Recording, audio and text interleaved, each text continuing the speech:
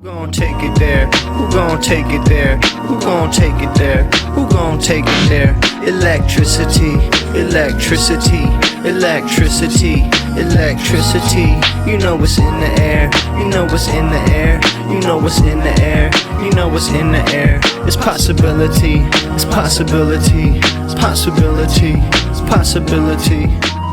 All right, so Tucker Carlson has been getting some attention because he made his strongest comments in opposition to Trump yet. And this is in regards to the post that Trump made on Truth Social on Easter morning saying, "Open the fucking strait, you crazy bastards," to Iran, saying we're going to rain down hell upon you. Praise be to Allah. Very bizarre, unhinged post that he sent out. I'm not really that surprised by that sort of thing anymore. He's literally done this before, exactly this. So not really that surprising.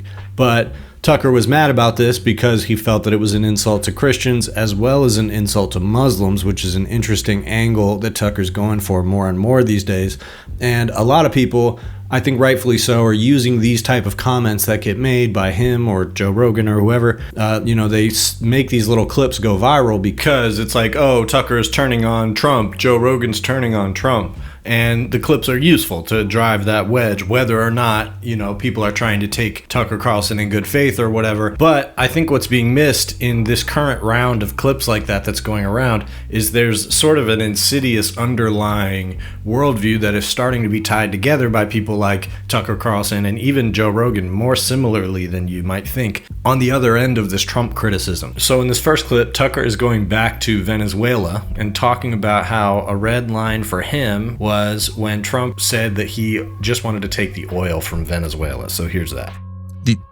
Our president, Donald Trump, held a widely publicized on-camera meeting with the heads of American oil companies and talked through how we're going to split up the natural resources of Venezuela and why this is great for America.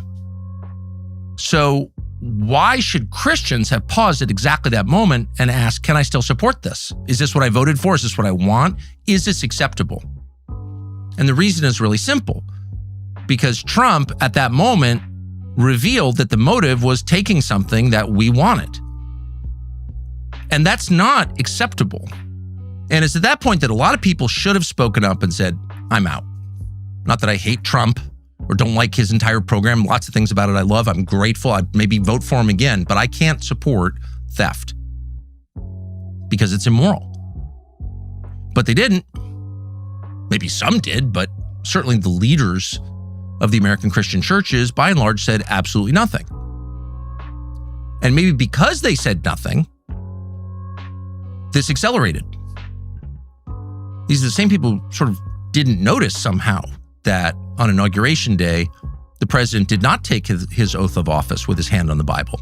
His wife stood next to him holding it. I was about 15 feet away and saw it, but he did not put his hand on the Bible. And that should have been maybe a clue that we need to pause and think about, what is this? Okay, so we're off to an interesting start here. He's going back to Venezuela. He's saying that it should have been a red line in the sand for Christians when Trump said that we're just going to take their oil because stealing is wrong. Seems like there are plenty of lines in the sand that could have been drawn. Tucker's saying that's one that is a starting point for this broader point that I'm going to make, which is that we're way past the red line at this point. So that's your starting point. We shouldn't be stealing Venezuela's oil. And we know that Tucker supposedly tried to get close to Trump and talk to him about that, say that he didn't think that was a good idea. He references this meeting with oil executives. And then he interestingly ties it to feeling like it's suspicious that Trump didn't put his hand on the Bible during the inauguration, which is something that I saw a few people point out, but frankly, no one cared because specifically that's the beast that the evangelical right and the Christians and the Trump supporters have created, is a politician who very much feels like he can just do whatever and the rules don't apply to him. No rules apply to him. Important rules don't apply to him. So why should that rule apply to him? Nobody cares. And so what he's trying to do is he's trying to use that as a jumping off point to create this broader picture that what we're seeing from Trump and the fact that this is all going bad now is an attack on Christians, which is fascinating because that's the case that Rush Limbaugh and Tucker Carlson have been making for decades. And it's always about Democrats and the left. They're attacking Christmas, they're attacking Christians and attacking our faith, etc. And so now, in a moment of doubt, in a moment when Trump is maybe politically vulnerable, if not politically weak, Tucker is deciding to target him with the critique that he's attacking Christians, which I think is quite bizarre and maybe a hint at where he might be going with this. So here's another clip of him talking about the post that Trump made and making a valid argument about why this type of behavior is unacceptable. Although, again, this is the beast that they purposely created with Trump, so it's worth questioning why now does Tucker view this as worthy of criticism. There will be nothing like it. Open the effing straight. How dare you speak that way on Easter morning to the country? Who do you think you are? You're tweeting out the F word on Easter morning? You'll be living in hell. As if hell is a place. Hell is a condition. And this is an example of that condition. Just watch. Praise be to Allah. So obviously you're mocking the religion of Iran. Okay. If you seek a religious war, that's a good idea. But by the way, no decent person mocks other people's religions. You may have a problem with the theology, presumably you do if it's not your religion, and you can explain what that is. But to mock other people's faith is to mock the idea of faith itself, and we should never mock that. Because at its core is the acknowledgement that we are not in charge of the universe. We did not build it. We won't be here at the end of it. We can destroy life. We cannot create it because we are not God. The message of all faith at the biggest picture level is the message in our Bible, which is you are not God. And only if you think you are do you talk this way. But it's not just mockery of Islam. And no president should mock Islam. That's not your job. This is not a theocracy. We don't go to war with other theocracies to find out which theocracy is more effective. We are not a theocracy. And God willing, we never will be, because theocracies corrupt the religion. No, this is a mockery not just of Islam, it's a mockery of Christianity. To send out a tweet with the F word on Easter morning promising the murder of civilians and then saying praise be to Allah without explaining any of it, you are mocking me and every other Christian because we're Christians. Oh, I get it.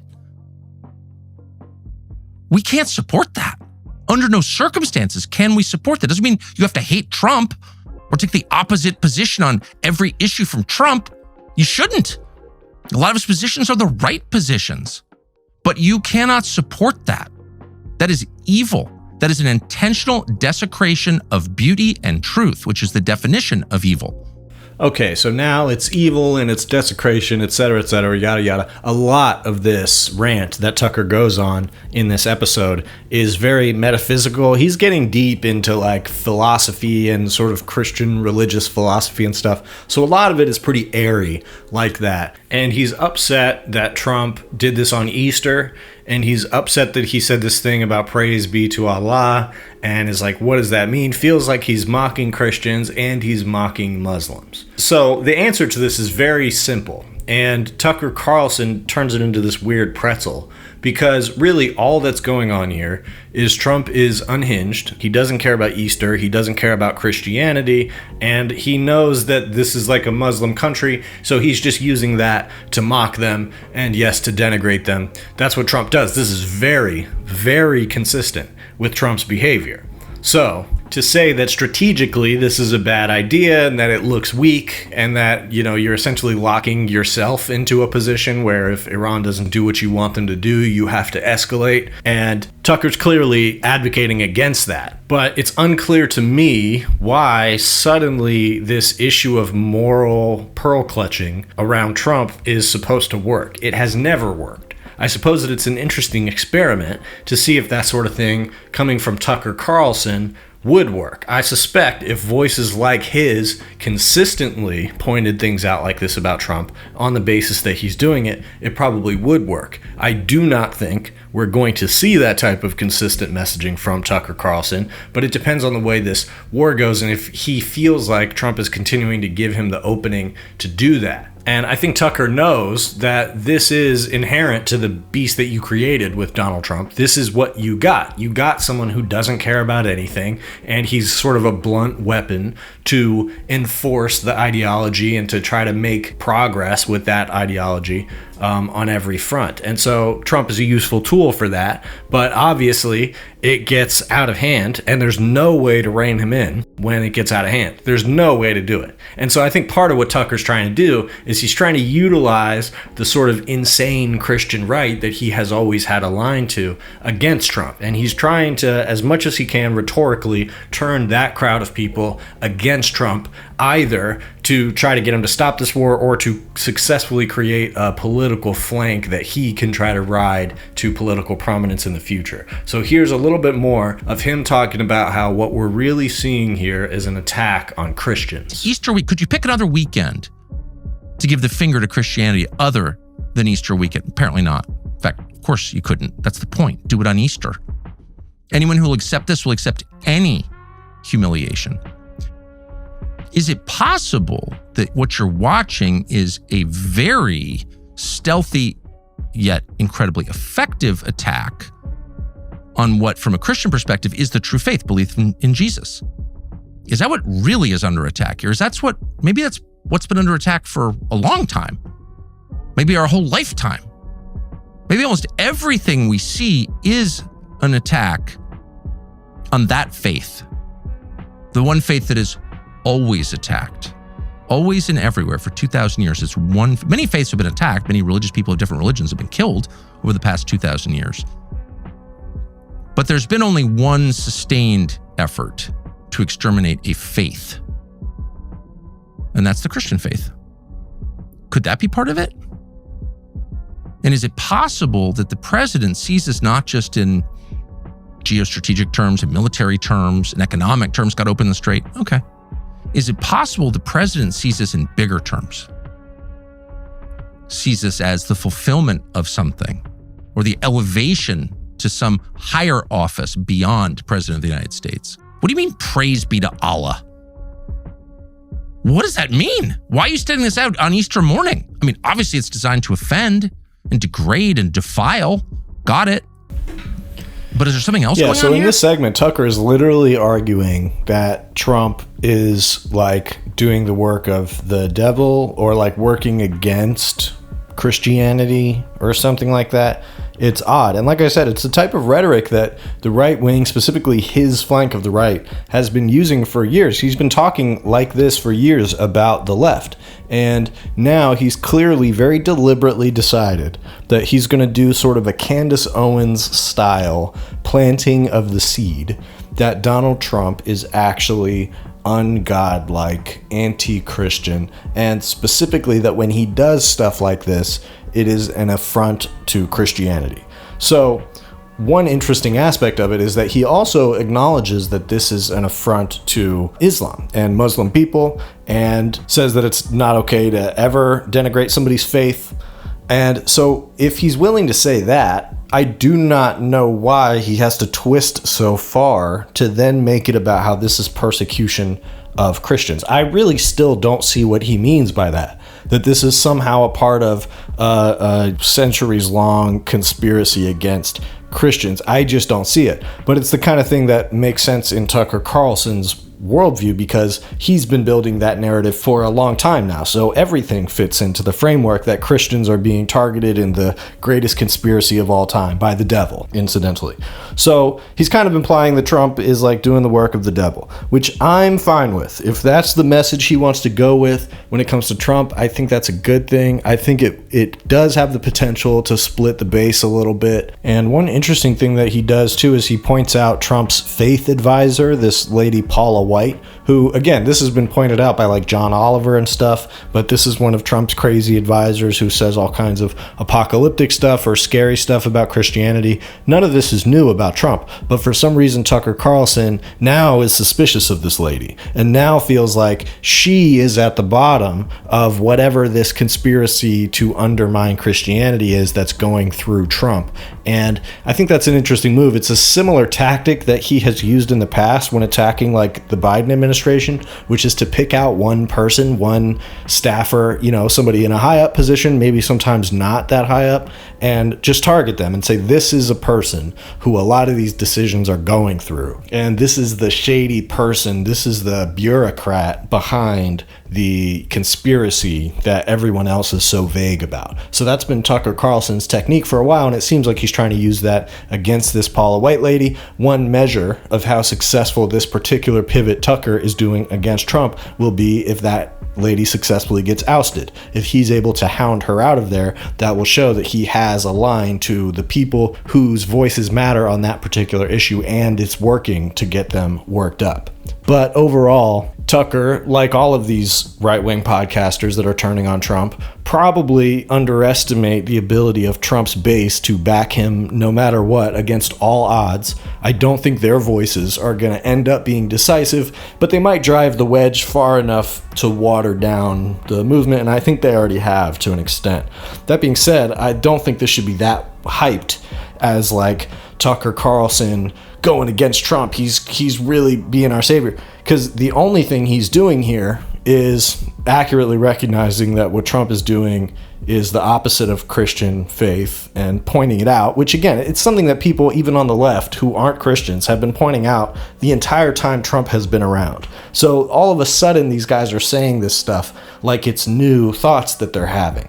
And that's the interesting part, is that a new almost coalition is starting to form around these critiques of Donald Trump that literally is what liberals were saying about Donald Trump from the beginning. So that's where I think that this might be a less potent rhetorical choice than they're thinking, because it's been tried many times, but not so much from the right.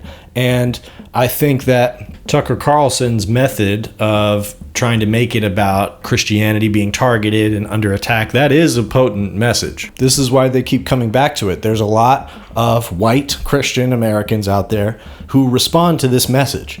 And so I feel like it's kind of throwing some cognitive dissonance out there to suddenly make it Trump. They've been conditioned to always feel like Trump is aligned with that sort of Christian, general Christian advancement, no matter what, even if he contradicts it.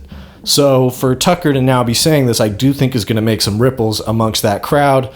We'll see if it makes any difference. Probably not when it comes to this war. But, you know, I think as the war continues, because it seems like it's going to for now, I think you're going to see people trying to carve out their plank. And part of, I think, what Tucker Carlson is doing by tying in the Venezuela stuff and the oil is recognizing it's probably a good idea to get on the record now in saying that these things are crimes. Because eventually Donald Trump is going to get something. One of these things is going to go to court or impeachment or something like that. And it's probably good to be on the record at some point and saying Donald Trump is clearly a criminal who's gone too far. But even as he says here in this same segment, he says, I like Donald Trump and I'd possibly vote for him again. So that tells you that there's really not that much that he has to do differently to get people like Tucker completely back on his side.